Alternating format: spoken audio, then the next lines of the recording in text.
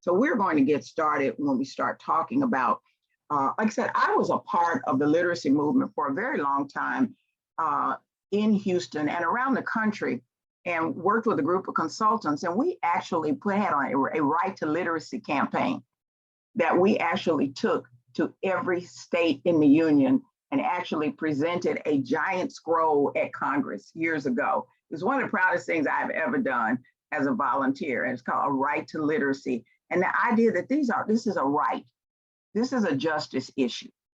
And we need good leadership in this. So a good board is a victory and not a gift. And when we say a good board, we're not talking about good people or bad people, because most people try, especially if they want to get involved in this type of work as volunteers or staff, whatever. But the whole idea is, how do we function the board? How do we get the board going? Hi, Griselda. Hi, she's here. Thank you. So let's keep going. You know that this is one of the most complex and pressing issues facing your community, facing Texas, facing this country, facing the world. You know that. But I'm not sure if other people know that. And I think it's really important that your board members become advocates. And please don't think that advocacy is a dirty word. We're not going to talk a lot about advocacy today. We would love to do a 202 with you where we start talking about advocacy and things, but it is up to board members to actually talk about the work of the organization. I'm not asking you for any money. I'm just telling you what we do, and I'm explaining to you because you understand the issue. Many people don't understand the issue. Most of us live from our privilege. I'm gonna be honest with you. And if I can read, I think everybody else can read. And if I understand how important, that I've never had to struggle with that. Somebody said they struggle with reading. I never had to struggle with that. I'm blessed. I struggle with a lot of other stuff. When you said you were physics, I'm like, oh my gosh, I barely made it through geometry. We all have different gifts, but it is really clear that part of the work that is done is to put the word out there, not only about your organization, but about this issue. We need to talk about issues, and we need to talk about missions. We spend a lot of time talking about organizations, and especially in Texas, you use a lot of acronyms that nobody has a clue what they mean. In the whole nonprofit sector, we use so many acronyms because we can talk to each other, but nobody else knows what we're talking about. So I think it's important that we impress upon, and again, having board members to do this is to actually getting the word out there, and I'll give you a couple of strategies for that this is an important and complex issue, and it touches all of us. We must all get out of this idea of, well, this doesn't touch me because I don't have that issue. What happens to one affects us all. And that is really the sense of community that we want to build. So we want to have a sense of community, not a geographical community, but people to really understand why this is important. It is important for income. It is important for housing. It is important for jobs. It is important for families. It is important, it's sad, but it is important for property values. We got to talk to people who don't understand why this issue is so important in a way that they can connect with. We always speak from the heart, and there's nothing wrong with speaking from the heart, but it is so important to help other people understand how this issue of literacy. And I love, the different types of literacy, and that we're talking about digital literacy and, all of that, just how big this is and how important it is. So it is really important for board members to understand that. I don't have to know that coming on your board. I may have a specific skill set that you're looking for, but you really want to educate me about this issue, and we'll talk about that. So let's keep going. This is what we're looking for. I think we got to get out of the idea that, we need a doctor, we need a lawyer, we need somebody from the South Side, we need somebody from the North Side. The grids that some of you have used, or the thinking. We need people who are strategic thinkers. We need people who are willing to plan. We need people who are good at managing and supervising other people and directing other people. We need good communication strategies. We definitely need to understand how to persuade and involve other people. And we're going to talk a lot in this session about change and transition and transformation, because nothing is the same as it was even 2 years ago.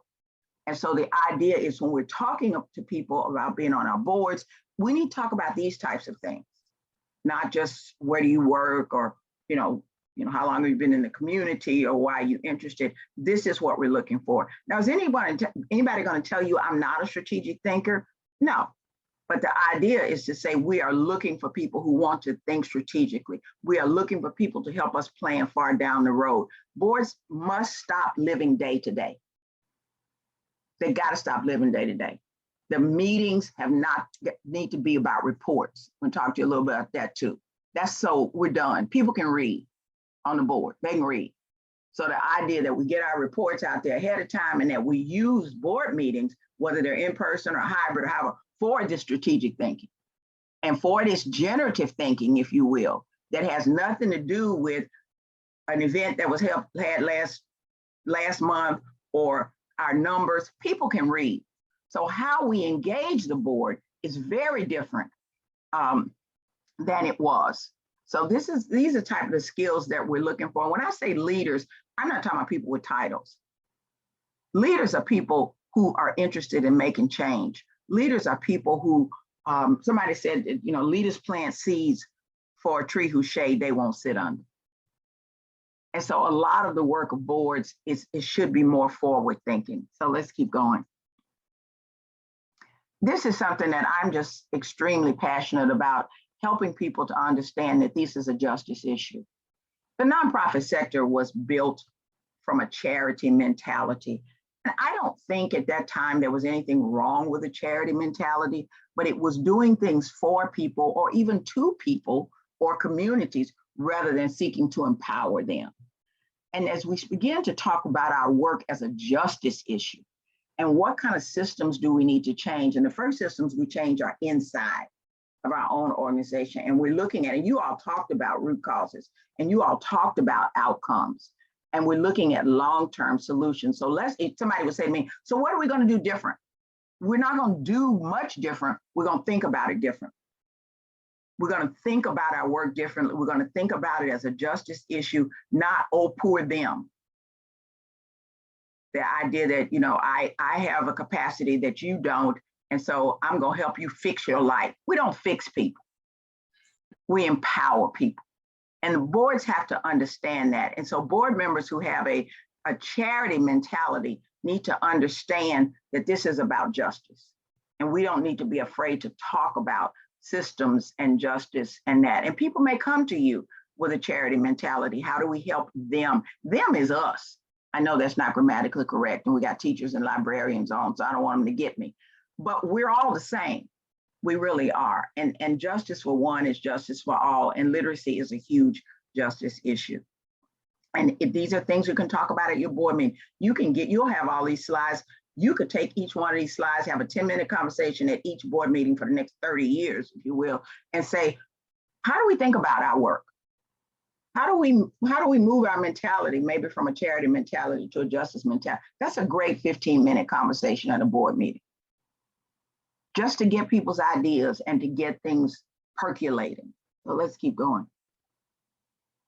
The board has to add value. Why are they there? I know some of you are getting started and you're working on your applications, to get your 501s, and you're working on that, and it says you have to have a board. And so usually the first board's the people we know.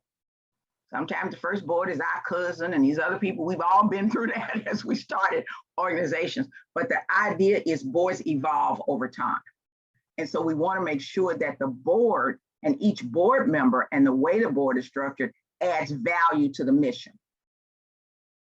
And boards do evolve. They do not stay the same. And so we're talking about the mission of the organization, not the mission statement.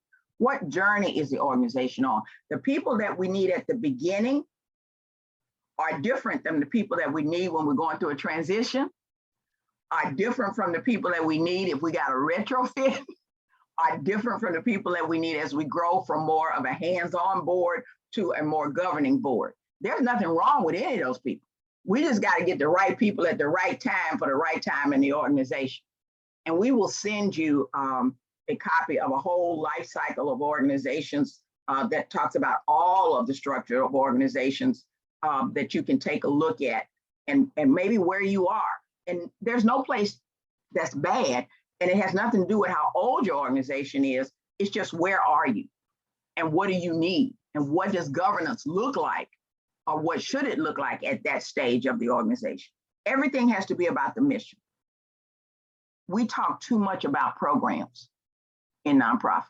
We don't talk enough about the mission. And the mission is the journey. So I want to introduce you to 5 questions that Dr. Drucker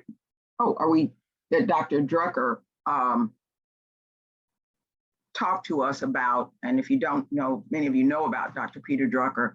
And those 5 questions that I call them magic questions. What is your mission? Where are we trying to go? What are we trying to do? And you all are going to get all these slides. So just, who is your customer? You don't use the term customer. You may use participants or students or beneficiary or end users, whatever you use. But Dr. Drucker talks about the customer, the primary customer, as being the person or the people who are their lives are directly impacted and changed by the organization's mission. Those are the primary customers. Then you have supporting customers. And your supporting customers are everybody else who it takes to move this mission forward. And that includes your volunteers, the board, your funders, hopefully your city council or your county commission, who are all of those customers. And then the idea of, what does the customer value? This is a value proposition. That's why we move from a charity mentality to a justice mentality, is that we deliver value to our customers, specifically our primary customers. And we deliver we act on our mission in a way that has value to them. I look at the whole food bank industry. I look at the evolution that it has made years and years ago. In fact, my first job in Houston, I worked at Houston Metropolitan Ministries, and of course they had a food pantry. And at that time, they just gave people a bag of food. It was just a bag of food. They didn't know what was in it. The people didn't know what was in it. And no, they needed food. Don't get me wrong, but they gave people a bag of food or a box of food. They didn't know what was in it. They didn't get to select it or anything like that. Do people need food? Yes, they do. But when we start talking about respect and value, we do our programming in a different way that has value and respect for those. Food banks do their work very, very differently now, in a way that has much more value to those end users. You all are doing that. And again, one of the things that came out of COVID is that we know that we don't have to do everything in person, and that a lot of people can't be certain places, but that we can still deliver value to their lives. Also, when you're talking to your funders, and whether they be corporate funders or whether they be government funders or whether they be individual funders, they must understand the value that you bring. For many, many years, the nonprofit sector was seen as the third sector. We worshiped at the feet of the business sector. Don't forget, I started in Houston. Every oil company, because they funded a lot of what we did. They provided a lot of volunteers for the work that we did. But the idea that we saw ourselves, the nonprofit sector or the organization, as we were under them, we have as much to teach our business partners and even our government partners as they have to show us. So this is having a board that goes into this with a whole different mindset. It's a very different way. This is radical thinking, but this is after 40 some years of looking at this stuff and saying, oh my gosh, I can't believe we did that. I used to sit in meetings where we would say things like, okay, well, what would Shell want us to do? Well, what would Texaco want us to do?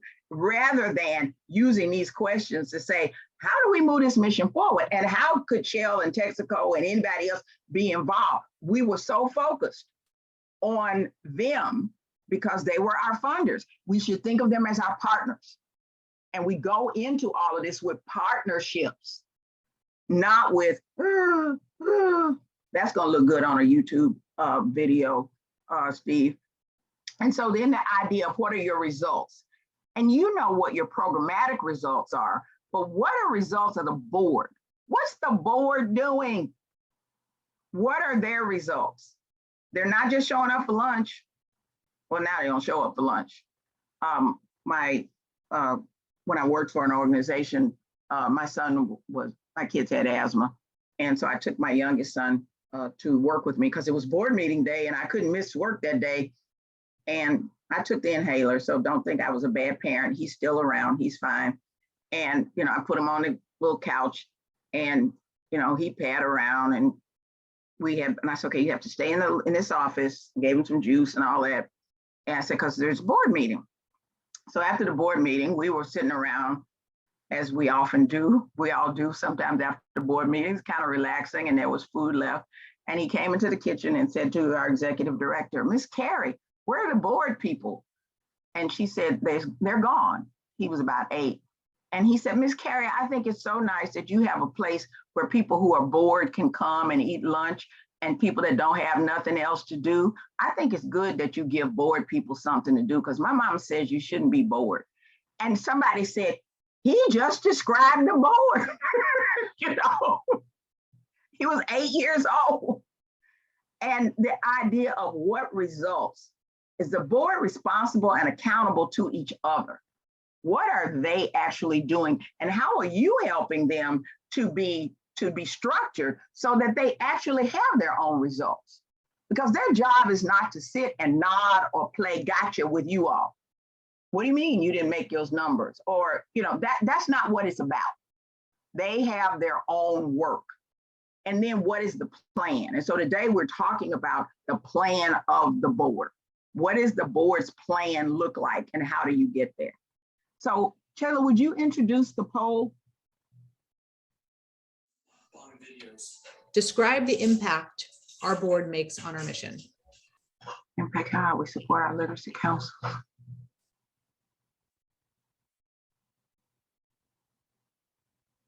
Mm-hmm.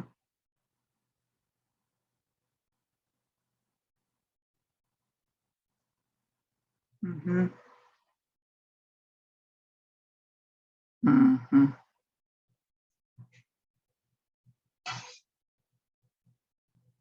This would be an interesting question to actually ask board members, what impact they think they make on the mission.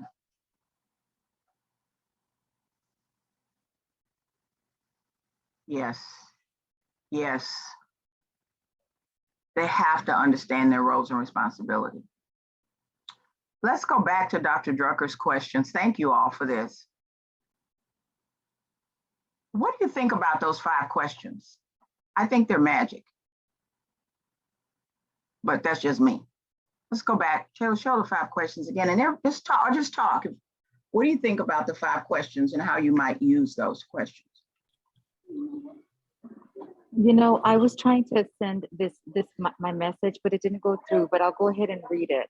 Thank you. This is Leticia. I'm the one that's at the doctor. Sorry for the background noise. But I think right now, I'd say that our board, our current board, is currently trying to rebrand and re-identify from a nodding board and just agreeing to a more mission-driven board. And I think, 2 of my other board members are here at this presentation, and I'm so glad that they joined because we're kind of, there's kind of like this division right now between, the board members that have been there since the inception to, they kind of are so afraid of moving forward and expanding and trying new things. And then there's the other board that just came in, and we first came in and we were kind of like lost. I mean, I'd be the first to say that I was lost, and I kind of was just agreeing with what was being proposed, but being that I'm so passionate about literacy, I said, I gotta speak up. And so now there's this momentum of new people with new vision and drive and passion to do better for our community. And so I think that's kind of, I'm so glad I'm able to join you all today because this is so important. And we need to move our organization forward. And I've always said, literacy, especially in our community, we're a border city, there's a lot of poverty and there's a lot of people who could benefit from our programs. I've wondered, why aren't we in everybody's, mouth? Why isn't this somewhere that's everywhere?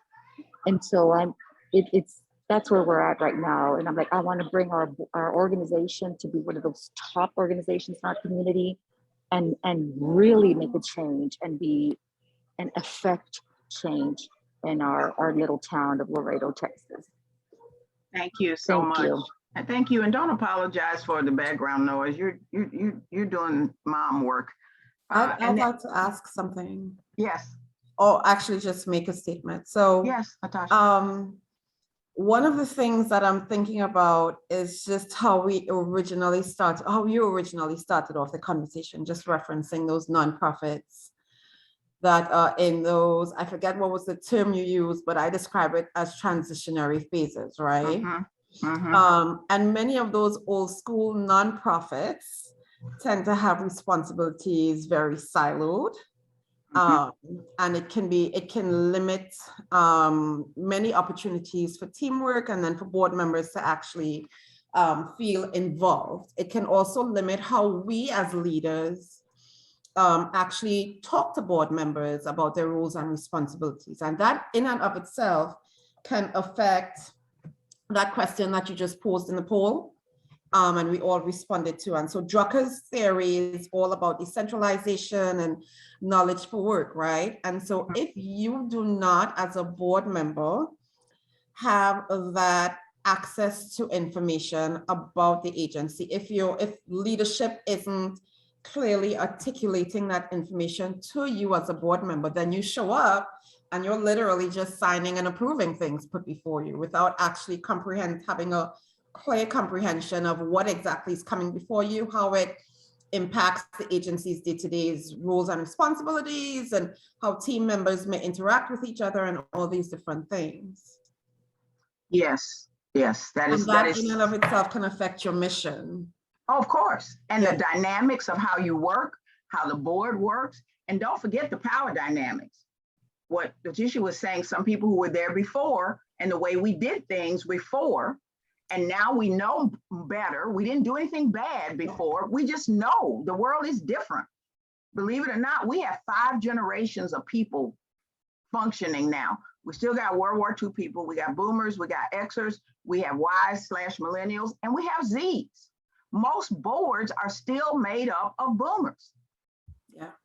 I'm a boomer. I'm not mad at the boomers, but I know that I have as much to learn from a Generation Z person as they have to learn from me. But we have to have those types of dynamics. We have to look at how do we diversify our boards, and how would we make sure, it used to be on boards, it was like, oh, who do we know? Guess what? If you're really creating a diverse and inclusive board, and I'm not just talking about racially, I'm talking about age and experience and everything, we're gonna have some people on the board that we don't know. Ooh. We're gonna get to know them, but we really don't know them. And that's okay. But you're gonna have ways that you interview people, you have people fill out applications.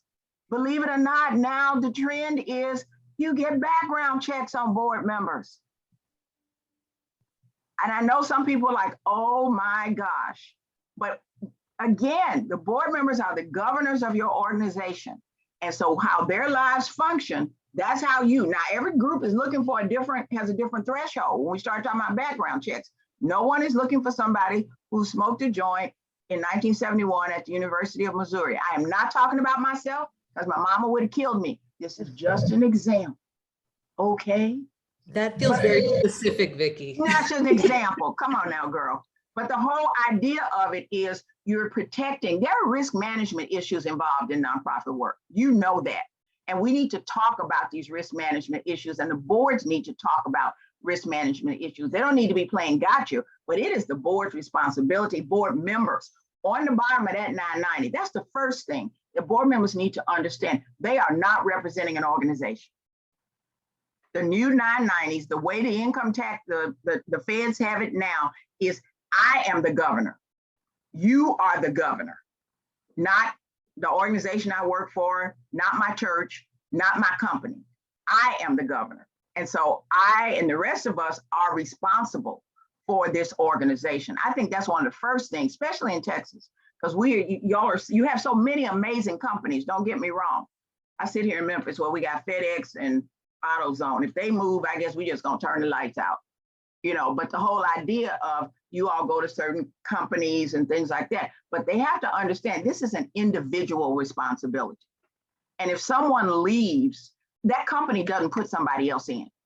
That church doesn't put somebody else in. You all decide. The board decides how people come on and things like that. That's radically different. Is that different for those of you, Leanne, those of you, some of you who've been around for a while? Yeah, it's totally different. And so the idea of the way we used to do things and the way we need to do things now to not only protect our organizations and, as Natasha said, to move them forward. And Dr. Drucker's questions can be used as you set up your agendas. Everything we're doing in this meeting, how is it moving the mission forward? How is it adding value to the customers versus the old way of, reports. I don't know how many of you use consent agendas. Any of you use consent agendas? Natasha, you want to talk about the consent agenda and how you all are using it, and then we'll have Nancy talk about it. Okay, so consent agendas, my understanding is that they are meant to, you can pick a number of topics that have been previously discussed and they are put together into that aspect of the board meeting packet, and it's passed in one full swoop. But for it to be passed, you've got to have a continuous line of clear communication where board members are at least familiar with what is included in your consent agenda, so that when it comes up in the actual meeting and you give that gentle reminder that everything here is to be passed, by one motion, that board members, at least if it's one thing, two things, three things, how many ever it is, they at least have the knowledge that facilitates them confidently and conscientiously agreeing to pass that consent agenda. There are options for board members to pull something from the consent agenda for discussion. And this happens not necessarily with the nonprofit that I work for, but with another nonprofit that I chair, whose board I chair. And so very often we may have a board member say, well, I would like to pull item B from the consent agenda for discussion. You can still pass your consent agenda, but you pass it without including that item that's been requested to be pulled from the agenda itself. Thank you. Nancy, how do you all, no, thank you. Nancy, how do you all use the consent agenda?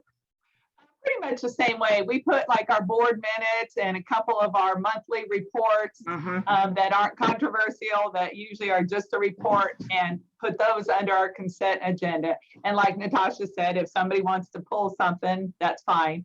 But the majority of time, it's typical reports that we have every month. So instead of talking about them, hashing them out, or discussing them, we just put them all under the consent agenda and pass them in one fell swoop, as Natasha said.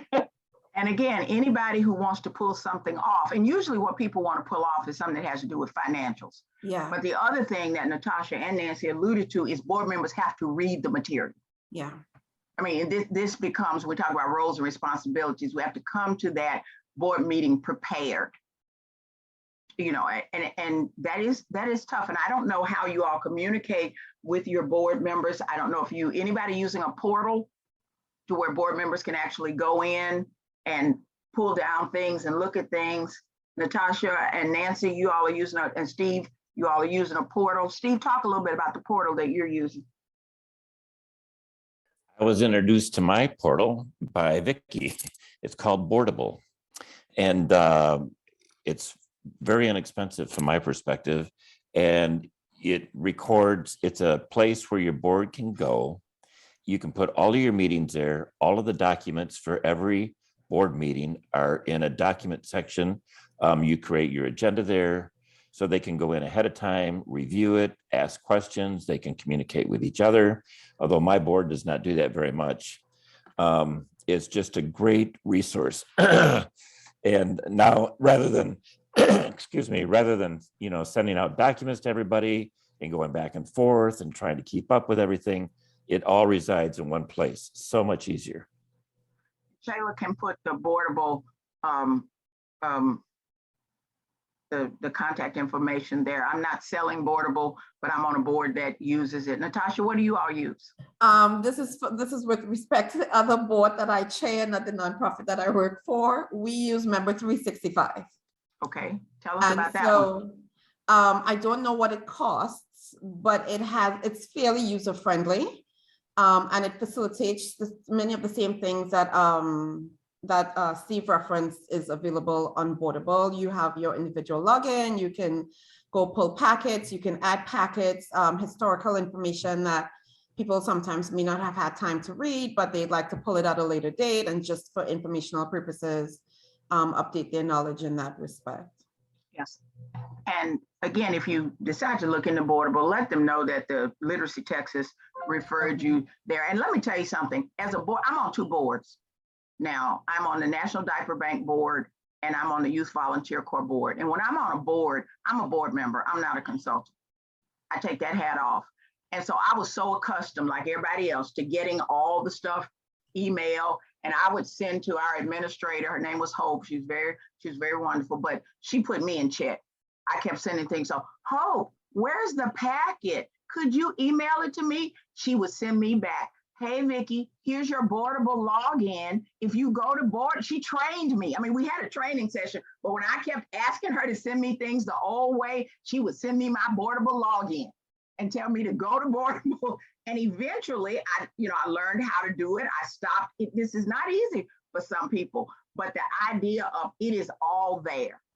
And committee results, and this is communication pieces. And that's why these things are really, really important. Also, and you all as staff, and some of you are volunteer staff, if you will, you don't have time to be emailing folks. The other thing that's so fantastic about Boardable is you can go in and see who opened it. You can go in and see who opened it and who hasn't opened it. And you can remind people, don't forget, the board meeting is coming up. Have you looked at everything in the consent agenda? And this is why we have board secretaries. Let me say something. In most nonprofits, board secretaries don't do much, especially when you have a staff. The staff kind of does all that. It is really important to engage all the folks on the board in different ways and find a board secretary who is interested in this type of stuff. He or she can train the folks on Boardable, monitor it, do all of those types of things. So again, this communication piece is really, really critical. So let's keep going. When we look at the mission and goals, it is just, again, draw everything off of this, make sure everybody's talking about the same things at the same time, no hidden agendas. And I know that it's difficult on boards where we've got people who've been around for a while and we got people who are coming in, but that's why we actually are working from one plan. And when I look at a lot of strategic plans, I don't see boards in there. Because most funders don't ask that, do you have a board? Yes, but I don't see board goals. I don't see board structure. There is no work plan for the board. And it's very difficult to move forward when all the board is doing is reacting to reports or to responses versus what is the board's work plan. And what are the desired outcomes from the strategic plan that has to do with the board. And we can work with you on that. Steve knows how to work with you on that, but we need a board work plan. And it's not just come every month or every other month or whatever it is. What's the board actually doing? The next slide is the way I think most everybody has felt this idea of being on this emotional roller coaster, not just personally, but organizations are in transition. There is so much that is going on, not just with COVID, but with funding, with the way communities are changing. We talked about the generations, the priorities of community, all of that. And I wish I could tell you that we could get off the roller coaster, but we're not. So we just need to ride the wave and understand that we are in transition. We are more than in transition. We should be in transformation. So you have change, you have transition, and then you have transformation. And for you all as leaders, I'm so glad we have so many board members on. The art of progress is to preserve order amid change and to preserve change amid order. And for those of you who like everything to run smooth, the beginnings of any new transformation is chaos. Now, we don't kill each other, but the whole idea is things will feel chaotic because it's not the way we've always done things. And so this and it's okay to talk with board members about this. This is the way everybody's feeling right now. You talked about the number of nonprofits that are X number of years old. They are saying, I hope this is not true, that we're going to lose a third of the nonprofits in this country as a result of COVID, because they did not have reserves. They did not have a board that was forward thinking. They did not have the infrastructure. And they will primarily be the smaller nonprofits that just won't make it for the next 5 years. They were depending on one source of funding. They were depending on one event. They did not have reserves. I can remember a time when people were like, we don't need reserves. We have to use all our money for programs. No, we have to have reserves. These are things that we have to educate people around. Nonprofit doesn't mean you don't have any money. And I think COVID has taught us that we have to have reserves. And so the idea of all of these things are very different than they were. Let's keep going. We'll keep moving a little fast. You know, everything's changed. Everything has changed. And you can keep going with everything has changed. The way we use technology, our funding sources have changed. And we talk now about fund development, not fundraising. I think in the past 2 years, everybody has understood that events aren't the be all end all. First of all, they take too much work. And in most places, Texas is a little different, used to be, that you all could put on an event and you could raise a ton of money. But the idea now is, what's the ratio? How much are we spending for how much are we making? And how much time is involved in that? And how is the board involved in that versus how's the staff involved in that? So it's time to look at a fund development strategy that has multiple sources of funds. Now you can make a pie and say, right now we get 90% of our money from here, but and what place does the board have? I'll tell you what a board can kick in fund development is individual giving. Individual giving, peer-to-peer giving. You all are all familiar with St. Jude Hospital. Again, I sit about 15 minutes from here. St. Jude Hospital, now of course, they have an amazing research, they have an amazing foundation, but basically St. Jude asks people for $19 a month. You all could do that. Your organization, your board members can ask people for $19 a month. So we don't need to go looking for who's got the money. If I give you $19 a month for the rest of my life, well, my life may not be as long as some other people's, but for a long time, when I become a repetitive giver, first of all, there's a low ratio to that because you don't have to do nothing for that. Just keep in touch with me. You just keep in touch with me. Yes, Natasha. So I totally agree with peer-to-peer fundraising and not necessarily looking for people that are lined with deep pockets. But I also want to recognize that St. Jude's has a strong branding department and a lot of, and so talk to me about peer-to-peer fundraising. Talk to us, I guess, about peer-to-peer fundraising for smaller nonprofits that sit in smaller towns. We sit in a very small town called Pearland in Texas. But Pearland is also blessed with tons of other nonprofits that also do fantastic work. And it feels almost like we're all pulling from the same pots. Mm-hmm. And those pots aren't as deep as you would like them to be so that we can all do the work that we think is good, right? Yes. Talk to me just about, I guess, the urgency with which you articulate to your board the importance of peer-to-peer fundraising in these situations. And then also, how do we as a nonprofit better brand ourselves locally that people pivot toward us when they think of giving? Okay. Thank you. Thank you. No, St. Jude is a huge, both the boards I'm on are very small. They're very small organizations. they have asked us as board members, one, is to try to get 5 people to do peer-to-peer fundraising. So my job as a board member is to get 5 people to give, I think it's $20 a month or $25 a month. And we have a little packet and we talk to the people and we work on our list. And that's how we're doing it. Now, that is a long-term strategy. Do you understand what I'm saying? Because the first thing everybody said is, I don't know anybody with any money. Well, 2 people said, I said that and another person said that. But the idea was, the way it was explained was, no, we're looking for long-term funding over time. And so the idea of asking people to find 5 people, and again, with the internet now, they don't have to be people who live in our town. They don't have to be people. So every board member can actually, if we can find 5 people to give $25, and it's automatic. Now we have to have these systems set up to where we can make an automatic draw, where people can use, we can get the credit cards and all that stuff has got to be secure. So that's why I say this is a whole new world about these types of things. And some of you may want to put a technology group together. It could be an ad hoc to help you to do these types of things. But if every board member found 5 people to give $20, $25, whatever number and you may come up with a number that says this will buy 3 books or this will, make it relevant to what you're doing. And once they do it, you keep in touch with them.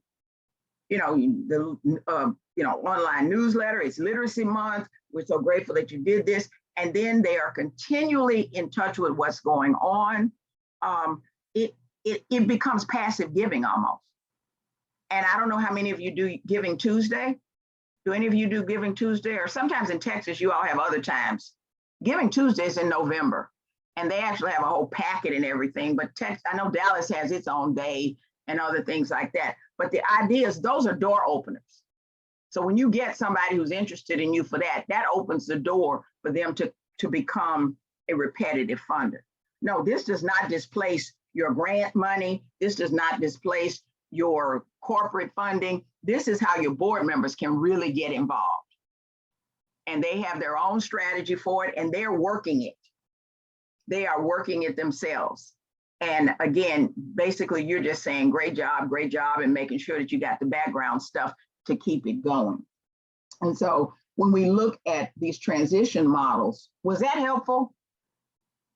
Okay, but see, I'm trying to come up with things, I'm trying to straight that the board can do. Because often the board, I used to sit as a staff member, okay, a GoFundMe for nonprofits, okay. I used to sit as a staff member in a board. I will not tell you the organization unless I have 3 glasses of wine. And right now that would interfere with my medication. So I'm not going to tell you about it. But the whole idea was they would sit there and throw out these ideas. Y'all ought to do this. You ought to do that. You ought to do this. You ought to do that. And then we'd be left with this laundry list of things to do, but none of it the board was going to do. They just came up with ideas. They were idea people. And they threw out all these ideas and then we start chasing them. And they saw their role as to be idea people. And rather than implementation people, rather than them managing themselves. This is what this has felt like. Somebody described the former board members, people are in shock. Oh my gosh, how are we not going to do that program? How do we sunset programs? How do we sunset strategies? It is really important for people to understand that things are not going to always look the same. And it is not always going to be about funding. You will assess certain programs or certain strategies, and you all will decide that we're not going to do it anymore. You lift it up, and then you sunset it. Now, in the back of your mind, you may be going, I'm so glad this is over. But the whole idea is we want to pay tribute to the people who care about those strategies. Same thing when you sunset a fundraiser. A lot of fundraisers have been sunset over COVID, and I'm going to suggest that you all really analyze them before you go back to them. Make sure they work for you. So people will be feeling all of this. You may be feeling all of this. The other thing is this idea of how do I let go of things that were really important to me. But if you keep taking me back to the mission, I'm more interested in the mission than what I want to do. That's why Dr. Drucker's questions are magic. Because when I say to you, oh my gosh, that fundraiser was so fun. I loved it. How are we not going to do that? I worked so hard on it for 5 years or 10 years. You know, talk to me. I understand ratios because you told me, but also you helped me to understand that event or that activity is no longer moving the mission forward. And you lift it up, we celebrate everybody, and we move on. There will be people, trust me, who will say, if you stop doing this, then I'm gone. Not one person can hold an organization hostage. Please, and I understand the power dynamics, but we cannot allow one person to hold an organization hostage because of what they want. Because when you talk about your new board members coming in, whether it doesn't matter how old they don't want to be a part of all of that. That is so destructive for a group. It's other words, then all you need is her, because the rest of us just sitting here. And then we have in our mind, oh my gosh, if so-and-so leaves, what will we do? We'll be fine. We will be fine. That's why we have to use our term limits. I don't know how many of you actually use your term limits. Those of you who are new, I am suggesting, and this comes from BoardSource, 2 3-year terms. 2 3-year terms. And just because I can't be on the board doesn't mean that I still can't volunteer. It doesn't mean that I still can't be a contributor. In fact, before I roll off the board, the most important thing for somebody to sit down and talk to me is say, how would you like to be involved? If I've been on your board and you never see me again, I was the wrong board member. Unless I say to you, I'm going to turn my attention over here and I'll continue to kind of monitor. But if I just go into the board witness protection program, then I was the wrong board member anyway. So I don't need to be on the board to contribute to the mission of an organization or to an issue that I care about. And so it's really important, especially for those of you who are setting things up and for those of you who are retrofitting. So let's keep going. Is this helpful to you all? Is this a helpful conversation? There's so much. This is where we are. And each one of you, this would be a good thing to talk about, especially in your mature organizations. What do we need to let go of? And why? Not who, we don't name anybody. What do we need to let go of? And right now, most groups are in the neutral zone. And the neutral zone is where we start some new things. It is uncomfortable, it is messy, it is chaotic. And people maybe keep saying, what are you gonna do? What are you gonna do? And you know what you say? We don't know. We're planning, we're working on it, we're retrofitting, we're transitioning, we're transforming, and then going into the new beginning. But this cycle should always be moving. Many things will be ending, other things will be in the middle where you're actually developing it, and then we start the new beginning. But it's important to understand each of these phases. Now, you may have different people. If I'm a new board member, guess what? I'm at the new beginning. So when all these people are crying about what had happened, I don't know what they're talking about. So we have to be aware that people are in different places.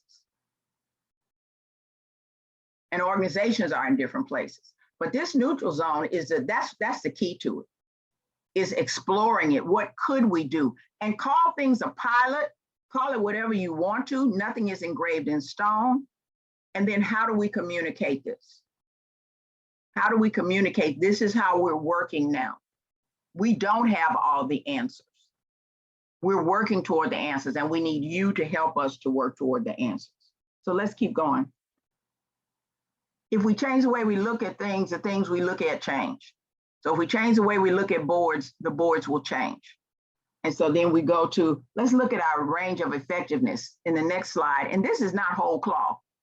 You may have a total dysfunctional recruiting strategy, but you may have exceptional programming. Does that make sense to you? So this is not everything good, everything's bad. You may have a very responsible, from a grant standpoint, compliant, not complain. We got it all goofed up. That means compliant. You're doing all the things that the state says you have to do. You're all doing all, following all of that. The board is very responsible. They're signing their conflict of interest forms. They are signing their code of conduct. That's very responsible for that. you know, but there may be other things that are just kind of functional. We're just going through the motions. So you don't think of it, you look at all of your processes, and then there are things that you are doing and that the board is doing is that it is exceptional. And you know what? It's okay to talk about this. And when you talk about this, and of course you won't have complain, you'll have compliant. When you talk about this, it's not with the blame game. Well, see, it wouldn't have been dysfunctional if Vicki hadn't have been the chair of the X committee. That's not what it's about. It's about processes. And conflict is not bad. It's just how we manage the conflict and how our meetings are strategized. So the idea of looking at this and looking at our board functions, this is kind of a key, these are key things that I think you could look at. So let's go to the next one. Transformation is about unlearning. We always talk about learning, and we come to seminars like this, and I go to seminars like this, and we say we want to learn. I would ask each of you, what do you think your board needs to unlearn? Because we can't change what we refuse to confront. Let's have a little discussion. What do you think the board needs? We're not going to do the poll, but just kind of talk. What do you think the board needs? Or what do you need to unlearn? Natasha. I'll circle back to board, a clear understanding of board responsibilities and roles. There are boards that need to unlearn that desire to get too much in the weeds of day-to-day Yes. affairs of the organization. Your responsibility as a board isn't to I guess be at the facility every day, figuring out what's going on between this employee and that employee, and why isn't this employee here versus that employee? And the leadership reports to the board, and if you as a board member have a question regarding the day-to-day functioning of the agency or the facility involved, your conversation goes from you, the board member, to the leadership, and not board member to junior staff, for example, because that tends to create a lot of conflict. Yes. And makes it difficult for leadership to right the rudder of the ship if that is what they're working on, I guess. So one thing that a lot of board members need to do is to unlearn, to get out of the weeds. Yeah. Get out of the weeds. And every board needs a weed whacker. And the weed whacker is the person who, when we're at a board meeting or something, and I start getting very granular, asking about these types of things, and you say it with love. You say, we're in the weeds now. We're not at a governance level. We're in the weeds. We are in the weeds now. Christian says, go ahead. I just had one more thing. I found Robert's rules to be quite helpful, just in terms of helping us as board members stay on track. In reference to your weed whacker, not all boards use Robert's Rules of Order, right? But I found it to be helpful as well. Because we're voting on less and less. Because once you have your strategic plan and the board work plan, we're voting on less and less. But if you need Robert's Rules to put up some guardrails, you see what I'm saying? You don't let it keep you from good discussion, but if you need it for guardrails, use it. Christian says our board needs to unlearn the idea that seniority equals know-it-all, and therefore newer board members are not considered credible. Yes, yes. And often newer board members are younger people, or they're people who have not been on a board before. And so this idea that there's a pecking order on the board, that because I've been around longer, I know more. That is really important. Thank you, Christian. And so that has to do with the culture of the board and how we orient board members and how we bring board members together. I have actually sat in a board meeting where a person who I thought was old then, they were my age, so they really weren't that old. They said to a young board member, "You don't know what you're talking about. I've been here since the beginning." I was like, oh. And the whole strategy for them was, we need to get young people on the board. And then they got some young people, and this person actually said that out loud in a board meeting. You have no idea what you're talking about. You weren't here when we started. And I'm not big with a poker face. And, as the facilitator, I said, that's not necessarily true. And then I got the side eye, but it's not. We all bring some knowledge. And one of the things that every board member needs to understand that he or she should be encouraging each other. We need to develop the board as a community. You all do a lot of community building, but I think the board needs to be developed as its own community. So we're not going after each other.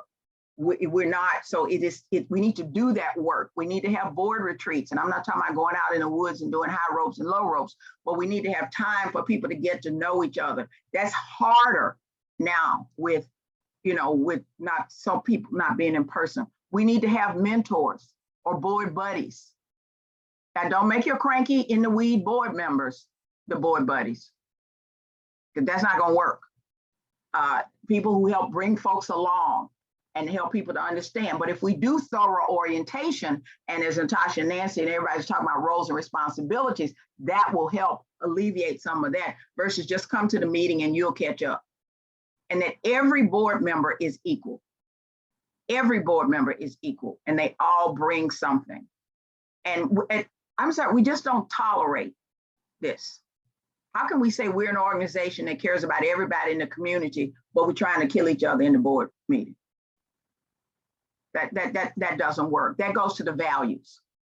That goes to the values of the organization. So I think, yeah, really quick. So obviously we're newer. So I think just from the 5 rules, I think that just is helpful to not lose sight of where you're going. And it doesn't say in his 5 rules to keep everything the same, don't try new things.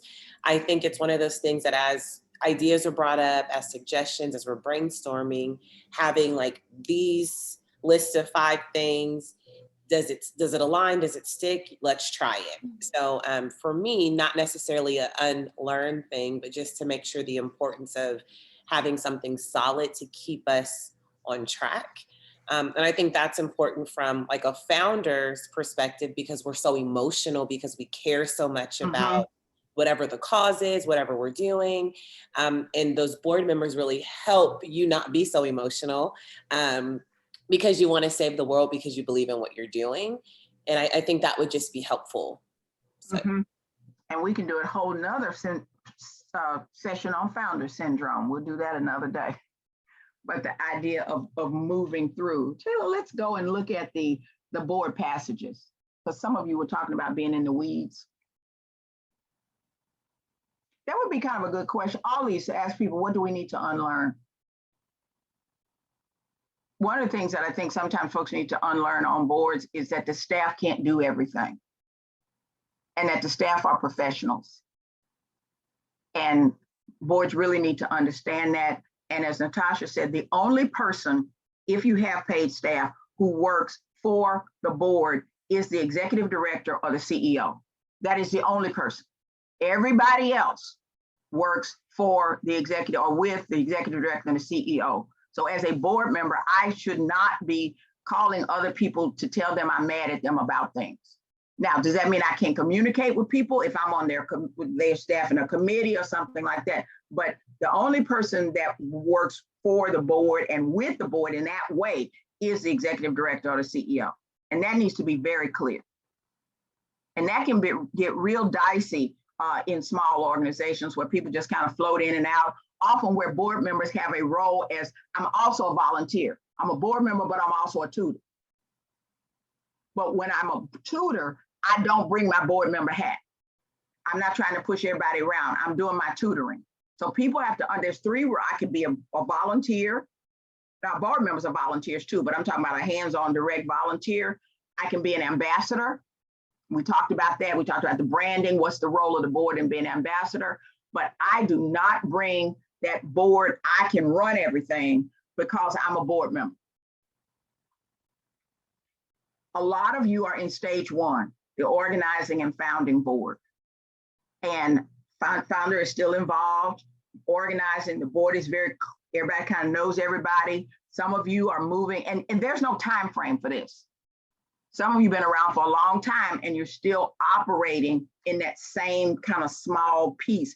Boards are getting smaller, but it's the thinking. The stage 2 is the governing board, where the board is talking about higher level things, using consent agendas, having a governance committee. Do any of you have a governance committee? Anybody? The governance committee is the committee that really takes care of the board. They are responsible to each other. And we'll talk about how the governance committee works. And I don't know if the institutional board is real or not. It's aspirational. And sometimes you look at hospital boards and things like that, but we can all move to doing more governing. Somebody said they're mostly oversight. There's 3 different ways that boards operate: in the fiduciary, which is kind of the oversight, the strategic mode, which we're really working more strategic, and then in the generative mode, where we're actually working very, very far out. And again, we'll get you information on all the, and you ebb and flow. There's different things. There are some things we need to be in the fiduciary mode about. We're looking at audits, we're looking at our 990, those types of things. But there are other things that we are in the strategic mode about. How do we shape this board? How does this board grow? How does this board, and not with numbers. We do not need a lot large boards. They're too hard to manage. Boards are getting smaller. Let's keep going. So this whole life cycle, which I talked about, there's a startup, adolescence, maturity, and unfortunately, we can move into decline. And it's important to know where you are, because if I came on and the board was very hands-on, operational, and now we're moving into, we're doing less day-to-day stuff, and we're moving into this governance phase, I'm thinking like, what are we doing? Why are we just having conversations? I want to fix things. The ideal board size is really from about 9 to 15. Now, in your bylaws may say that you have 30 slots. Please don't fill 30 slots, but really about 9 to 15.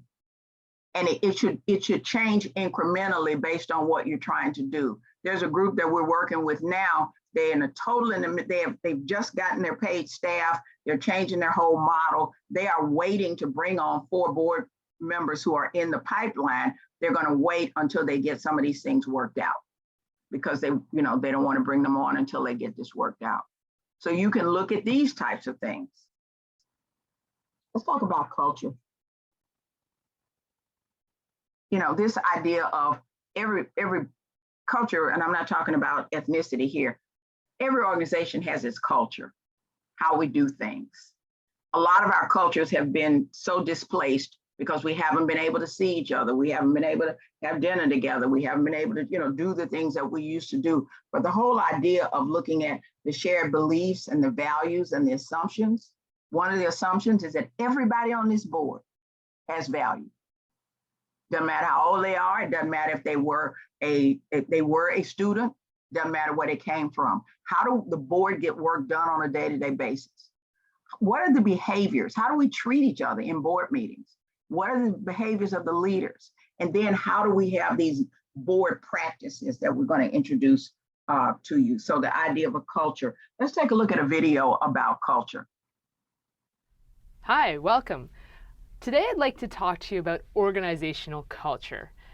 When we think about culture, we often talk about the glue that holds an organization together. But what does that really mean? There are 3 levels of organizational culture according to Xing.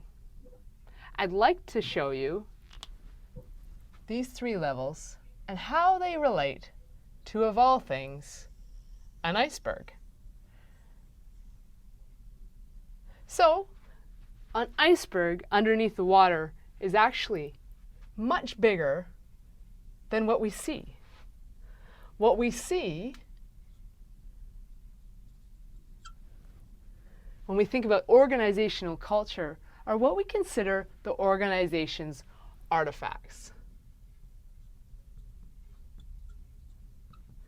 When we walk into an office environment, artifacts are those symbols, those representations of the organization, what they stand for.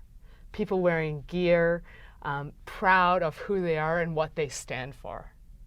part of those artifacts are also the way people say things and speak about the organization. So it's what we see, what we hear, and what we feel when we walk into an organization or surrounded by an organization. Sometimes it's easy to identify, but difficult to understand. When we think about how we get to the point of what our artifacts are, we actually have two levels within our iceberg. First here, we have the organization's values and beliefs. And below the values and beliefs, we have these underlying assumptions.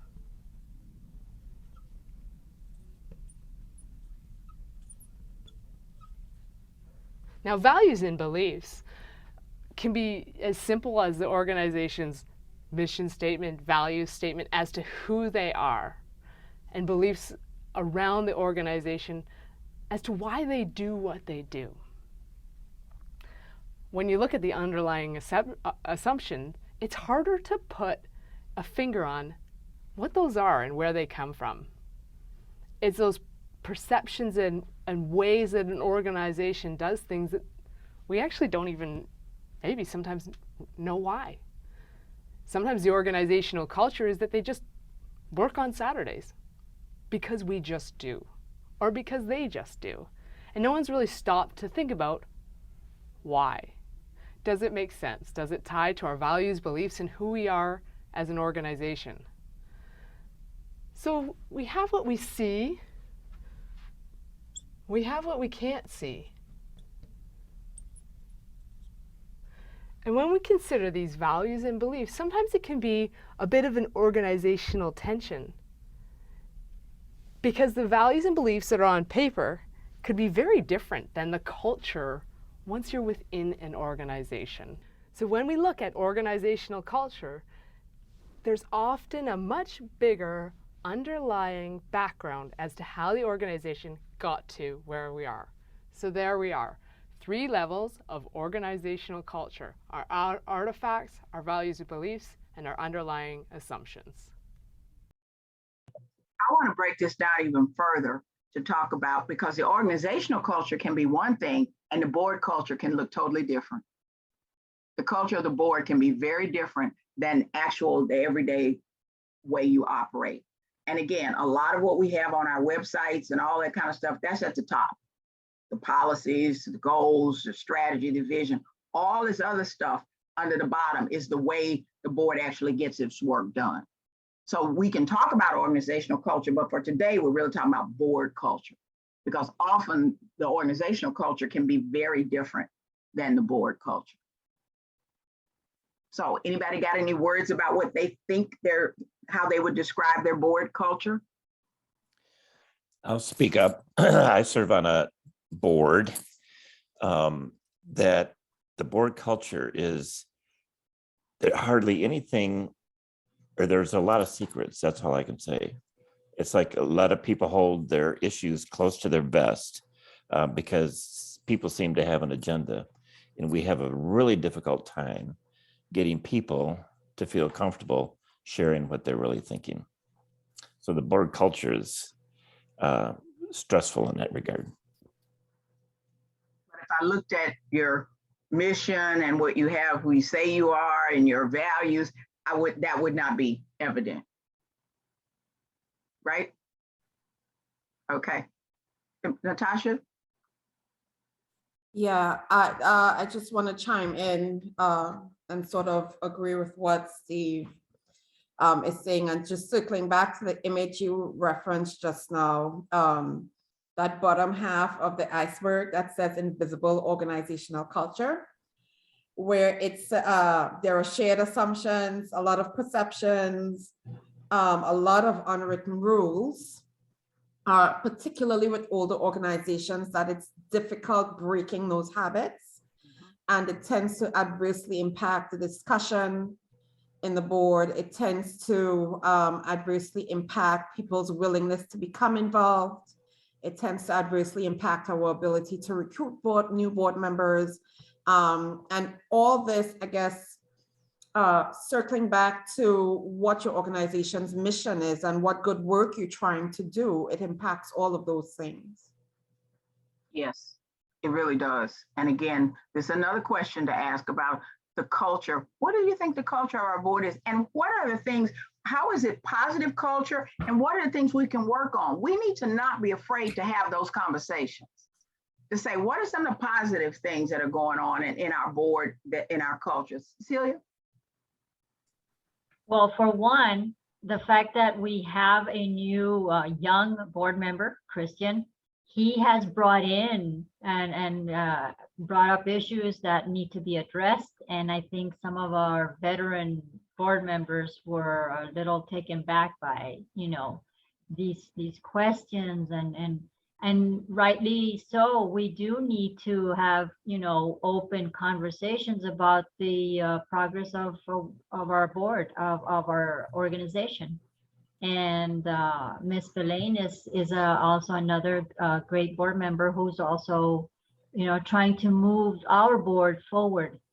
So I think we're in transition. I think we're starting that process.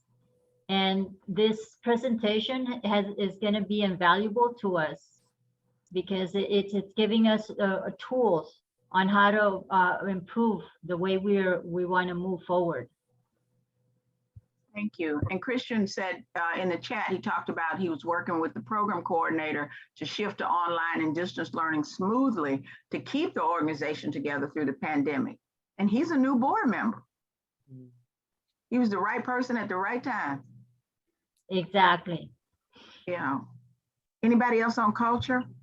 I think for us, we're green and maybe a little naive. I think just being a newer nonprofit, and again, right in the midst of a global pandemic, which we didn't know. So I think just really, I think we've been in survival mode and just really trying to, how do we allow this to be sustainable? How do we make it work?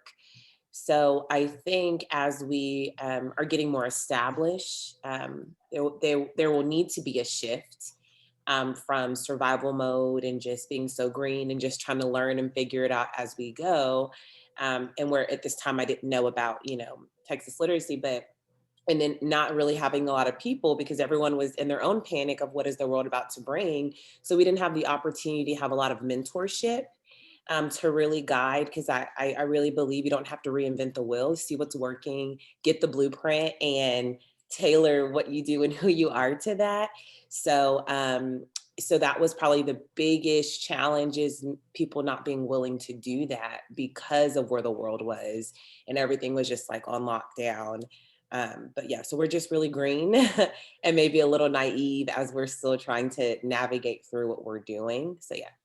But you're open. You're open. And the other thing about being a founder, and I will caution you, and not just you, let's make sure if you are a founder that everything doesn't, all eyes don't keep turning to you. Mm-hmm. Do you see what I'm saying? It really, and of course you had the idea, you had, or of the founders, you had the vision, all of that. But if the group becomes totally dependent on that founder, it will not grow. Mm-hmm. And heaven help if something happens to you, good or bad. You win the lottery and you go off, you know, to the Bahamas and leave them $8 million and say, I'm out of here, y'all run this. But then they still don't know what to do, mm-hmm. because it's always been, what is Deidre want? What does Deidre say? And I'm not saying your ideas, you all understand what I'm saying, but we have to be founders have to be really careful that the thing that they do is help the organization to grow. And servant leader founders are fine with that. They were saying, look, I want this group to grow. I don't want them to keep coming to me for every answer or asking me, what do I think? I'm gonna put my ideas in, but I care about what they think. So because you're in that early mode of that organizing board, people will continue to look to you, and they should, but you can also push back and say, what do you think? Mm-hmm. Yeah, luckily I'm a co-founder and our passions are very different. I am the passion, they're the like logic and all, so it works. But we're super open, but I think we're just still green because it's new to all of us. Uh-huh. I'd rather you be green than be rusty. So I'll take green over rust any day. And we got some rusty groups, you know that. So let's go to looking at roles and responsibilities. Thank you all so much for participating. Somebody said I suggested consider bringing on young board members. Yeah, the way BoardSource talks about, go back to the leading with intent, sorry. This is the way you want to look at the board. Who, the size, the terms, how do we do this, the structures, the what, the work. What is the board's responsibility? The advocacy, public policy, fundraising, planning, how do they do their work, and then the culture. Clarifying the roles, which you all keep bringing up. How do we orient people? How do we assess them? You say, what do you mean assess them? There are simple board assessment tools that every year, and we'll talk about that. And then the chair and the board succession. We need term limits for chairs. We need term limits for committee chairs. And then the relationship with the CEO and or the ED, and this has to be a constructive partnership. So if you think about it this way, this may be a good way for you to say, here's how we attack this. We're going to finish up this session very quickly by looking at roles and responsibilities and some best practices, and we will take a break. So the board's governing board role is to establish strategic direction. You have the mission, you have your purpose, but staying to that. Ensuring effective planning, not only for the organization, but for the board. Ensuring adequate financial resources. Now, that can be the board is raising the funds. That can be the board is making sure that there are staff to raise funds. That means a lot of different things. Selecting the chief executive and or the executive director. And there is a process. And somebody was saying, I think it was Natasha, she moved from being on the board to being a staff person, but there's a process for this. And then building a competent board, which we're talking about today, and enhancing the organization's public standing. So if we went through these, and you can go through these and say, how are we doing this? How are we working on this? And then there is oversight, monitoring and strengthening programs, protecting assets, ensuring legal and ethical integrity, and supporting and evaluating the CEO or the executive director. And that happens every year, whether or not the person is getting a raise. Often we see that, well, we didn't do the evaluation because we didn't have enough money to give him any more money. It's not that. We all need to know how we're doing. And the goals for the heads, the staff lead is set out at the beginning. And then they have an evaluation. And then we evaluate each other as board members. I evaluate how am I doing? But these are the primary responsibilities. And they work out in different ways in different places, but this is what and you notice monitor does not mean pick apart and analyze. And protecting assets and providing oversight financial, a lot of boards are not doing that. I don't know how many of you have to have audits, depending on where you are with your financial structures. But if you have to have audits, the auditor needs to come and meet with the board. And if you find an auditor that says, I don't have time, we're just going to get you the letter, that you need another auditor. Because the auditor there's a board calendar that here's what happens every year at a certain time. And so there are all of these types of things. The auditor comes and meets with the board and makes their report to the board, even if all you recite was a letter. Understanding the duty of care, the duty of loyalty, all of these things. And we'll show you some of that, and then we'll take this break and we will show you a board calendar. We got a lot to show you and we don't have a lot of time. We thought this was gonna be a lot of time. These are the expectations. I don't know how many of you have job descriptions for board members. There are certain documents. We talked about conflict of interest documents, code of ethic documents. People need to be clear about their expectations. Everybody should be on a committee. We don't need a ton of committees anymore. We can have task forces who are working on certain things. We can have ad hoc groups. And guess what? You can have people who are not on the board who are on certain committees. They would not be on your executive committee if you have one, or people call it now a lead team. Some people aren't even using the term committees anymore. But the idea of saying what committees do we need, not that we've always had 12 committees and we got people being on 3 or 4, they should participate and attend activities and support, but it needs to be laid out over 6 months or a year. So I can tell you as a board member, I can do this, but I can't do that. I don't need to hear that something is coming up and in 2 weeks you expect us all to be there. And we expect each other to be there. And then none of us show up. That is so demoralizing to staff. But again, if the board says, you know, okay, we're gonna do this, the organization is doing this, I'm working with a group now that has their awareness month coming up in June. Literacy month is when? September? Is literacy month September? So the board should have a whole plan for what they're doing in September. Yes. You know, they should have a whole plan for what they're doing. They're working their social media. I mean, now that people are out, they may be making presentations. I don't know what they're doing, but they need to have their plan. You all have your plan. Now, you all may have some places that you need them to be or things that you need them to do, but they need a plan. You know, they really need a plan of what they're going to do during September. Every board member needs to contribute something.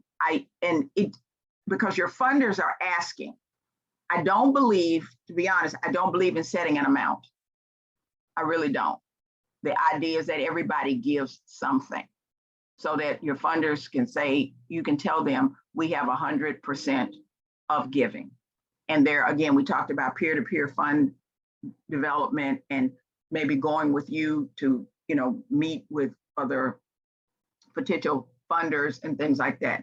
Recruiting board members. But if I'm basically suggesting board members, just because I bring my cousin and I think she's gonna be a good board member, my cousin has to go through the same rubric as anybody else. The application, the information, the discussion. She's just not in because she's my cousin.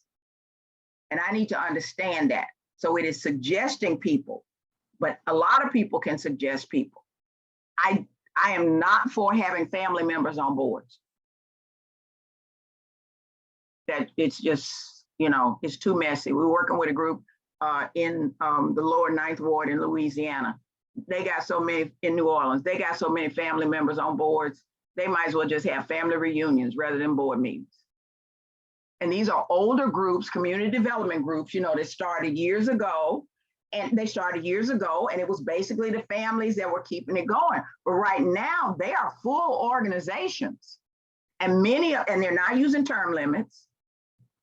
And Lord knows New Orleans has had its issues, but they're moving. They want to transition. And somebody says, well, if the wife goes, the husband goes, and somebody else said bye, you know, they don't mean to be disrespectful, but the idea of we can't, that's not working for organizations, because then you got one mind. And then the idea of reading the financial statements, avoiding conflict of interest. If I'm a caterer, that doesn't mean that I get all the work every time you have lunch. Now, does that mean I can't get the work? But I got to go through the same bidding process that everybody else has. I don't automatically get the work. And we need bidding processes. I don't know how often you go out for your bids. And your bids need to be open and honest. You may come back to the same auditor, but every 3 years, you need to go out for bids for almost everything. And not just round up the usual suspects. And then this stuff is not fun. You say, we don't want to talk about this, we want to talk about literacy. This is what boards do. You know, your bidding processes, your conflict of interest processes, all of this stuff is really, really important. And making sure that you are putting bids out there that everybody in the community and many groups now are saying, we want at least one of our bids, doesn't mean they get the work, to come from either a woman-owned organization and/or / a minority organization. Doesn't mean they get the work, but we're going to go to groups and try to get their bids. We want them to know that we are in this community and that we are viable and we think they are viable. Example of a bidding process, you would bid for the auditor. You put out a bid to say, we're looking for an auditor. Anybody use bidding? Leanne, you're nodding. Do you all do? Talk. Yes. Talk about what you go out for bids on. We go out for bids on all of our catering. because we are grant funded, we have to have that accountability. So we bid out just about everything that's going to require us to write a check for. Oh, wow. Okay. Yeah. Your We just director? yes. Go ahead. Our director asks just so that we have it on file, because we get federal audits, and Oh, yeah. and so we bid out all catering, any room rentals that we have to do. We did bid out our CPA, who does our annual audits. Okay. We, like you, our board is comprised of those who've been with the agency since we started in 70, as to those who are brand new. So we're trying to get a good balance on that, but they all agree about the accountability and the bidding process. Talk about how you put your bids out. Typically, up to this point, because we are one of those who the staff gets involved or is assigned to get those bids. So we try to go locally. We try to work with other agencies who serve nonprofits or who have similar mission goals, or who are known for supporting the work of nonprofits and those who work with disadvantaged families. So. Yeah, and you can put your bids out. The other thing is your directors and officers insurance. For those of you who are just starting, have you secured directors and officers insurance yet? Okay. We do. We have ours in place too. Okay. Okay. Steve can help Deidre with that. Don't ever go on a board that doesn't have directors and officers insurance. It covers the directors, it covers the officers. Some people think, oh, it's the staff if somebody sues us. No, it's the directors and the officers. So, and you want board members and potential board members to know that you have directors and officers insurance and why you have it. Hope you never have to use it, but you really need to have it. And so you go out for bids on that. And your bidding process is, if it's every 2 years, every 3 years is probably the best. Deidre, I'll send you information on that. Celia? Yes, I wanted to get more elaboration as to how does that work. Ms. Felina is also asking, how does that work as far as the directors and officers insurance? There are many insurance companies, and Steve can give, especially those in Texas, who that is what they do. And so they indemnify, and it's for a certain amount of money. Some of you who are more mature, if you have not looked at the coverage that you have, you probably need to raise that coverage up, because we are in a very litigious world right now. And so if you've been keeping it's just like car insurance or any other kind of insurance. It covers the directors and the officers so that and I'm not saying they can't be individually sued, because anybody can sue anybody, but the idea is that directors and officers insurance covers them for that. Those of you, again, who are mature, who have kept the same coverage amount, you probably need to go back in. Leanne? And our premiums just almost doubled. 42% they went up. I know. Yeah. It's terrible. And because we're small nonprofit, that's huge for us, but we also recognize the importance of having it, especially in today's age where you're likely to get sued for, speaking out of turn or saying something. So it's and particularly, I'll just say this here in our small group, particularly when you have a board who is not, who many are retired and who've not been in the workforce recently, who may be saying something inappropriate or out of line. So, but those policies are expensive. And your government grants require that you have that. Yes. Yes. Yeah, many funders require that you have that, but even if you don't have a funder that requires it, you got to have it. Well, most of our TRIO programs are campus-based, so they fall under the umbrella of an institution. We are community-based, so we have an agency that runs these grants. We're a nonprofit that runs these grants. So Yes, it's very expensive for us, but you certainly, all you newbies really, really do need to consider getting some kind of coverage like this. This is And a not quick fun. question. Mhm. What other kind of coverages should we consider? I've never known about this type of coverage. I've only heard about insurance where, you know, if you have an event, for instance, if I have a book fair, somebody gets injured there, Right. there's a lawsuit, then, but is it the same? Is it under the same umbrella or is it totally separate? It can be depending on how it's written, because you could have riders for events. So you got your directors and officers insurance, and what you're talking about, like the book fair. So under your big, there would be a rider for that. You take a rider out for each of those events. You see what I'm saying? And hopefully you could work with one insurance provider, so you're not getting a rider for this over here and that. But it's called, you hear the term D&O. I hate acronyms, but it's directors and officers insurance, and Steve can work with you, on some of that. And what's the average cost your organizations usually pay?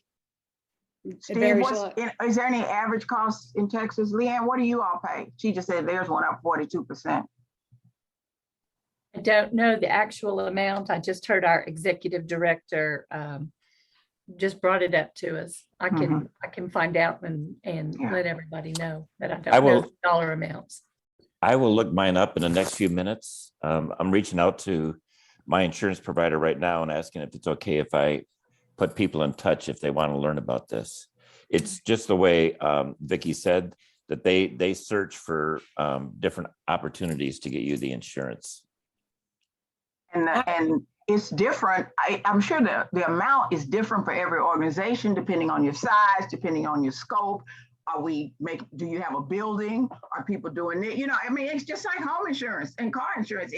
It's different, I have a 2005 Malibu. My insurance is a lot cheaper than somebody that has a brand new car, And so the idea, it would look a lot, like that. But there are non-negotiables. And this is one of the non-negotiables. And I know we all want to do good and we want to save the world. And we're saying, why do we have to be bothered with all this? Because we want to do good and we want to save the world.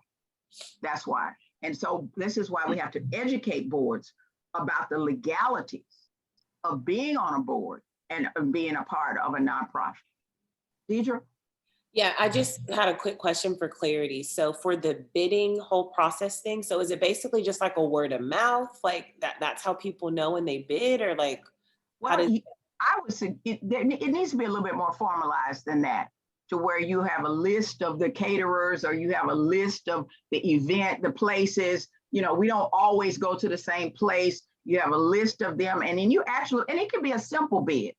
It can be simple. What would you charge for this? And what those types of things. But we cannot just keep going to the regular people that we all go to. Okay, so it's not like companies coming to us to bid. It's maybe if I'm in charge, I have 5 options with different prices and what they would have, something like that. Once they find out who you are and what you do, they will start coming to you. Okay. Yeah, if they're smart, if especially in this business climate right now, especially restaurants and things like that, they are looking for this kind of thing. Who is it? And because they hadn't thought about us before. But you go to them, and some of them will come to you.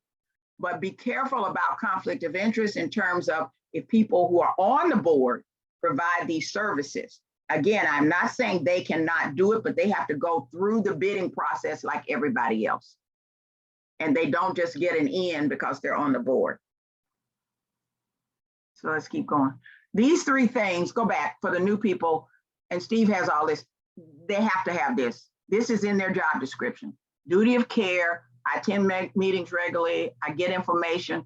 Duty of loyalty, that's what we just talked about, the recusing ourselves from discussion, specifically if you have people who are on your board who are from other nonprofits. When it comes to, and please don't stack your board with people from other nonprofits.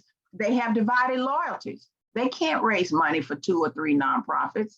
I'm not saying, you may want to have an advisory group. And if you have an advisory group, they are called an advisory council or advisory team. There is only one board for an organization. So you may have advisors who come, and I'm not saying you can't have people who are from other nonprofits, but they have to understand their role. And then the duty of obedience, ensuring that decisions are consistent with the mission and oversee the use of funds entrusted by the public. And that is not just the treasurer. That is not just the finance committee. Every board member is responsible. Steve said, tell us about, you paid $932? And that's for a statewide organization. Yes. Okay. Okay, so, and again, you're gonna look at that. Let's get into the best practices. We could do this all day. Y'all are like, no, we're not gonna do this all day. Keep going. Let's keep going. So this is what we're learning from BoardSource. Equity. We look at everything through a lens of equity. And that goes back to that justice piece. Are all of our processes, deliberations, and our practices, is it equitable? Does the young person have the same voice as the other person? You know, are we looking at equity from the community standpoint? And it is really important to do that. And then the number of board members is changing, smaller numbers, fewer committees, a governance committee, very critical. And we'll get you a description on that. So the structures are changing. You know, more working groups start, they stop. Those types of things. So we don't just have all of these committees. And if you have a program committee, the program committee needs to understand they don't design the programs. This is where we get into this, is the board and the staff and all that. Now, if you're very young in it, maybe some of the folks on the board were involved in designing the program, but the more you evolve, they are not involved in design, in program design. They are governors. Let's keep going. Formal orientation and training, evaluation every year, education, not only about the customers, but about governance, about board development. You can show this to people or we'll give you information, but this is formal. This happens. I have an orientation. I fill out an application, believe it or not, or I submit a resume. Some people even ask for references. Again, people are getting background checks, and then how do we train people? And all of these types of things. And there's tools that are out there to help you with all this. Let's keep going to the next one. And again, we talked about this. Composition is going from personal connections to strategic diversity. And again, with diversity, I'm not only talking about ethnicity, diverse populations. I don't know how many of you include folks who have been learners on the board. Do any of you have folks who have been learners on your board? Okay. And please, when you have learners on your board, they are not non-voting board members. We're not sitting them in the corner because they used to be learners. Deidre, talk about how you have learners on your board as board members. So again, we're so small, but we thought that it would just be value added to have someone that was in the program, just from the perspective of, if we're really being newer, how do we serve you? How does it work? And then being a part of that think process as we're going through. So that, again, and our board makeup was, yes, it's people we know, but we were really strategic with a finance person, an educator, someone who does curriculum, all the things, someone who's in organizational management, because in the beginning we needed that because we didn't have the funding. So we needed to be really strategic. And then we added, I think it was advised that we did that. So we added an adult learner as well. So just to have like a well-rounded, just a perspective from someone who's getting serviced and what that looks like. And we even have a tutor, so one of our volunteers is on the board as well, just from, again, all angles. And it was funny, I was just typing you a message about that because I was gonna ask a question, but anyway, so that's kind of how we do it. Okay, and don't pigeonhole those folks. Okay. They are full board members. We're not just going to talk to you about this or just talk to you about that. They are full board members. If they're not full board members, then they become advisors. So we don't just, do you understand what I'm saying? Because again, there's pecking orders on boards. When we start talking about culture, there's pecking orders on boards. And so when you start this off, let's not start this off where, oh, she's a former learner, so we don't talk to her about the finances. You see what I'm saying? And we only ask him questions about certain things. No, or the tutor, we just talked to her about that. They are full board members. Okay. On the bottom of that 990, their name will be there. So let's not pigeonhole them. Let's not devalue them, and let's not marginalize them. Please. and then strong leadership. Chairs, board chairs need to be not the person who was there that day or nobody else said they would take the job. Leanne is laughing because she knows that has happened. You know, the idea of really, what is the board chair's job description? Does the board chair have time for this? This takes time to be a board chair. It is not just about coming to a meeting. And so really talking to people and saying, do you have the time for this? And how are you going to work this in? Be very careful about people who are on a lot of boards. That used to be the thing is, oh, she's on 6 boards. She must be good. All she does is run around board meetings. I would say if somebody's on more than 2 boards, I would put them on a pipeline, or more than 3 boards, I would put them in the pipeline, because I'm not sure how they could really be a fully functioning board member for 3 boards. Now, they may tell you they can. That doesn't mean they can't, but they say, well, when I roll off of this board, but put them in a pipeline, put them on a committee, have them on a committee, have them on a task force. But we really need to be careful about recruiting people who are on 6, 7, 8 boards, because they do not have the time, the energy, or the bandwidth to put into your organization. I think we got one more, and then we really are. We talked about term limits, 2 3-year terms. That's kind of it. Fewer board meetings. I know local boards like to meet each month. I'm not sure why. I think a lot of it's because people like to get together, but you could have a board meeting a month, and then your committees could meet on that off month. I'm not sure why local boards met every month. I don't know. Again, that's something that's historical and maybe cultural. Board meetings are focused on impact and results, not reports, and on governance and leadership, and not micromanagement and being in the weeds. That's really important. There's one board that their staff does their reports on videos. So you go in and watch the reports before the board meeting. It's really cool. And kind of like the consent agenda. Then if you have questions, you know, Natasha? Hi, yes, I did have one question. I do have one question. How do you suggest re-engaging your board members? So there is one organization, we've met virtually for the last 2 years. We've broached the topic with board members of returning to in-person board meetings, because we've all essentially been out and about for work. And board members are unwilling to return to in-person board meetings right now, but virtually it's not working, because we've gone from having a regular quorum to people missing 3 and 4 board meetings in quick succession without any advance notice. We've gone from running a board meeting where we can pass necessary motions to advance the mission of the organization, to having to resort to e-votes and waiting for people to respond to emails. And it's all just become a bit convoluted in that sense of what was meant to be a facilitate, you know, a meeting virtually. This is a good question, and a lot of organizations are there now. I don't know if hybrid will work for you. A lot of people are, that's just the way it's going to be, because there are people who have comorbidities that cannot go out.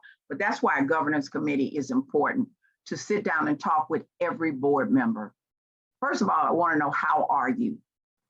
Don't forget, board members are volunteers too. They're governance volunteers, but they're volunteers. So the first question you want to ask is, how are you? Well, this is going on, this is going on. Is this still working for you? You know what? It's really not anymore. So you're giving them an off ramp. Do you understand what I'm saying? You're giving them an off ramp, or you're saying, how can we make this work for you? And if I say, I don't know, I don't know. Would you like to take a leave of absence? The 2 boards that I am on a leave of absence, because I had a diagnosis a year ago and I'm on a leave of absence. The governance committee people and I will get together after June, because that's 1 year from when I was diagnosed, to talk about my coming back and how I will come back, and if I come back, and what committees I will be on. This is why you have a governance committee. This is a hard conversation for the executive director to have with certain board members, but board member to board member, we're accountable to each other. Do you see what I'm saying? And so that is the way to do it. And if people say, this doesn't work for me, or in your bylaws or in your board, the way you work, if people miss so many meetings and they ghost you, you don't see, they won't answer emails or anything, you send them the most amazing letter and tell them that you thank them for the time they have put in, and it is unfortunate that they have decided to no longer be a board member. Because when I don't show up for 4 meetings, unless my life is just in crisis, you know what I'm saying? And I don't tell you, I don't answer anything, I have made the decision that I no longer want to be a board member. So this letter says, it gives me the grace that says, it is unfortunate that you have selected. So nobody's running around the community with a letter saying, they kicked me off the board, they kicked me off the board. No, you're not kicking anybody off the board because they have been unable. You were trying to approach them about a leave of absence. You were trying to approach them about all kinds of things, but you never heard back from them. And you all will set up what that time looks like and what kind of approaches you make. But at some point, they have decided, for whatever reason, that they can no longer participate as a board member. Keep the door open for them to be volunteers and things like that. But sometimes you just have to, I would hope people would not, this is where culture comes in again. Some people don't know how to say no, or I'm done, or I can't do this. So they just run from you. You know, you see them at Target and they run around the thing because they don't want to talk to you. Because I mean, they feel guilty. They're not bad people. They feel guilty.